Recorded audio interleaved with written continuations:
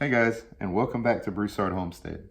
We're here in the kitchen today because I posted, Abby made MAQUE CHOux, which is a Cajun style corn dish.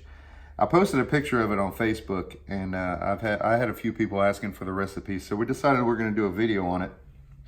And I'm just gonna help do some of the prep work, and then Abby's gonna take over for the cooking part of it.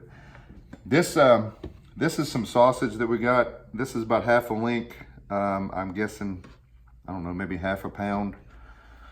You can use as much sausage as you want. You can substitute it for, you can substitute shrimp for it, or crawfish, or ham if you don't have access to these kinds of things. We're fortunate. Here where we live, we have 4 fresh meat markets within 6 miles of us. This happens to be from a little place called In-Laws in Iowa, Louisiana, spelled just like the state of Iowa. We just say Iowa for whatever reason. It's right off of Interstate 10. If you live in the area or you're passing through and you haven't checked it out yet, really do yourself a favor and get over there. They make amazing plate lunches. They're right next to Pilot, right off of the interstate. So very convenient. Anyway, I'm just slicing up this sausage, getting it ready to saute in the pan. All right, so once I got the sausage sliced, I went ahead and cut them in half too, because Abby said she likes them to be more bite-sized.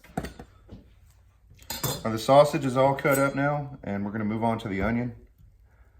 I'm gonna use a different knife with the same cutting board. I'm not worried about the cleanliness of it too much at this point because it's all going to be cooked in the same dish. So I'm not too worried about having cut the meat first on this cutting board. However, if it was chicken, I would probably go ahead and cut the veggies first. And this is a little tip for cutting onions that I wanted to include in one of my videos. Might as well be now. Once I've halved and peeled the onion, I like to turn it sideways like this. This is the top and bottom cut off like this. And I cut here, but not quite all the way through on this end.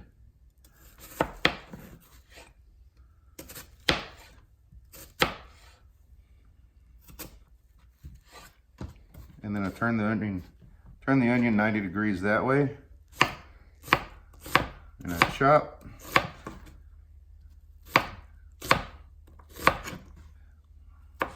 Then I finish those original cuts, and we end up with diced onions that are just gonna finish falling apart. They're all cut, they're just kind of stuck together. They'll just finish falling apart in the pot like that. And I'll cut the other one and we'll get back to you in a second. We use bell pepper in this recipe as well. This is a large store-bought bell pepper. The ones that we grow in our garden are about half this size. The ones that we come out of our garden, we would use a whole one, but this one, because it's so big in this recipe, we're gonna use only half, and we're gonna dice it, same as the onions.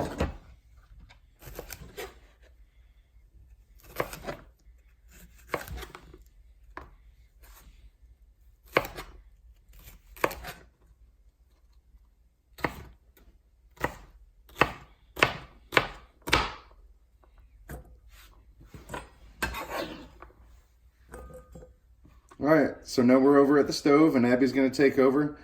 By the way, in the comments, show her some love because it's her birthday. So we're gonna start by warming our sausage in the pan, and we don't need to add any extra oil because as we warm it, the sausage is going to release their oils.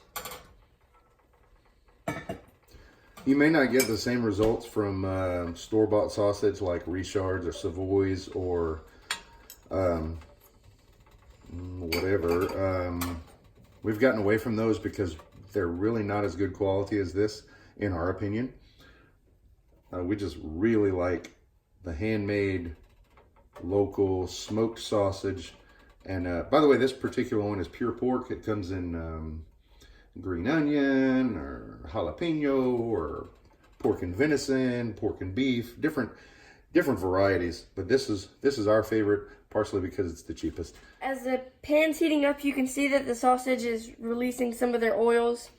Because the sausage releases oils, we don't need to add things like butter or shortening or bacon drippings or anything like that. We can use the oils from the sausage to not only saute the sausage, but also to saute our seasoning vegetables, the onions and bell peppers, right?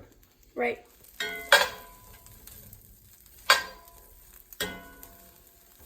I turned down the heat a little bit too so the sausage doesn't burn in the pan. And neither does the onions and bell peppers when we add them. I'm going to go ahead and add our bell peppers and onions because the sausage is browned. And well, it's starting to brown, right? yeah, it'll brown even more with the onions and bell peppers.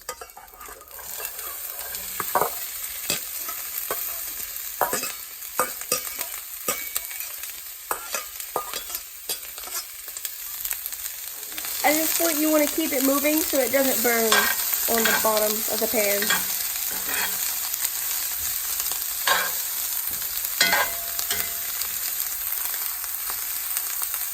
You don't have to constantly move it, but make sure that you're stirring it often so it doesn't burn.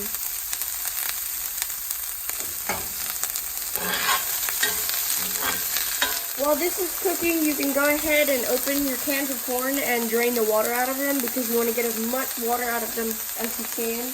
How many cans? Two cans. You can also get a can of petite diced tomatoes, and if you're using that, you want to make sure and drain the water off of that very well.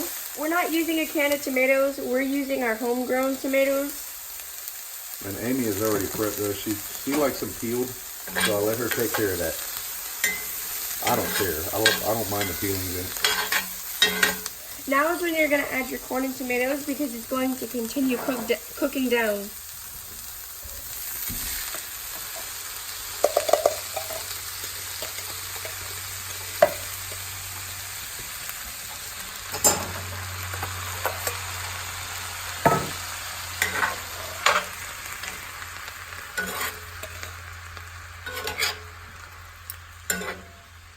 Well, this looking good and colorful now.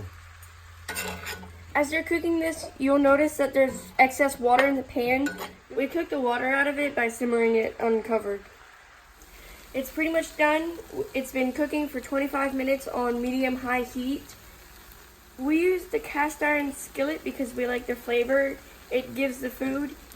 Depending on the pan you use, your cook time will be different.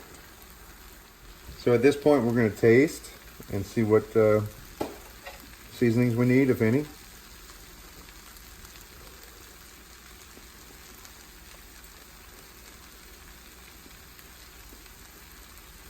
I'd say no. I like it. So I don't think we need to add any more seasonings or any seasonings to this because the sausage itself is seasoned well, and that seasoning that's coming out of the sausage has released off into the whole dish. I'm gonna go ahead and turn the fire off because I think this is done. Well, you know, we caramelized the onions. The tomatoes kind of broke down from the cooking process. The sausage is nice and tender. All the flavors are kind of mixed together now. I hope you guys enjoyed today's video. I hope you decide to try to make MAQUE CHOUX on your own. Again, it's Abby's birthday. Show her some love in the comments if you don't mind. Here at Broussard Homestead, I'm Brett. And I'm Abby. And have a wonderful day.